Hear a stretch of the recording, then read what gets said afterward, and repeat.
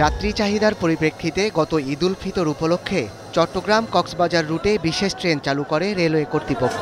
গত ৮ এপ্রিল এই ট্রেন চালু হওয়ার পর থেকেই বেশ জনপ্রিয়তা পায়। যাত্রীদের চাপে বিশেষ ট্রেনের সময় ২ দফা বাড়িয়ে ১০ জুন পর্যন্ত চালানোর সিদ্ধান্ত হয়। কিন্তু এর আগেই ট্রেনটি বন্ধ করে দেয়া হলো ইঞ্জিন ও লোকোমাস্টার সংকটের কারণ দেখিয়ে।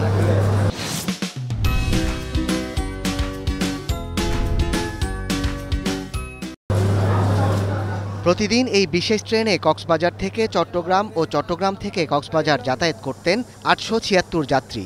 যাত্রাপথে ট্রেনটি থামত ৮টি রেলওয়ে স্টেশনে। এতে তুলনামূলক কম খরচে যাতায়াতের সুযোগ পেতেন যাত্রীরা। শতভাগ টিকিটও বিক্রি হতো।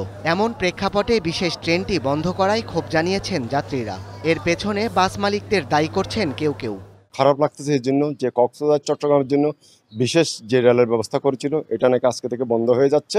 এটা বন্ধ হয়ে যাওয়ায় যাত্রীরা অনেকটা হতাশ।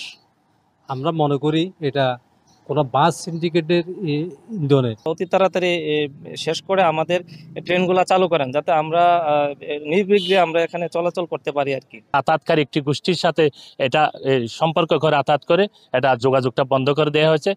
বর্তমানে শুধু ঢাকা থেকে কক্সবাজারে 2টি ট্রেন চলাচল করে। এসব ট্রেনের এক একটিতে চট্টগ্রামের জন্য মাত্র ১১৫টি আসন নির্ধারিত রয়েছে। এ অবস্থায় যান্ত্রিক বিভাগ থেকে ইঞ্জিন ও লোকোমাস্টারের সংকট থাকার কথা জানানো হয়েছে।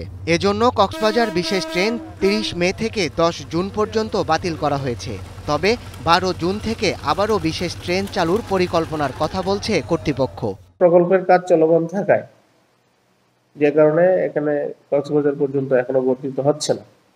হয়তোবা আপনার প্রকল্পের কাজ জুন জুলাইয়ের মধ্যে শেষ হয়ে গেলে পুনরায় আবার আপনার মহানগর, মধুলি এবং মেঘনা এই 3টি ট্রেন কক্সবাজার পর্যন্ত বর্ধিত হতে পারে। গত বছরের ১১ নভেম্বর চট্টগ্রাম কক্সবাজার রেলপথ উদ্বোধন করেন প্রধানমন্ত্রী শেখ হাসিনা। এরপর ১ ডিসেম্বর থেকে বাণিজ্যিকভাবে ঢাকা কক্সবাজার ট্রেন চলাচল শুরু হয়।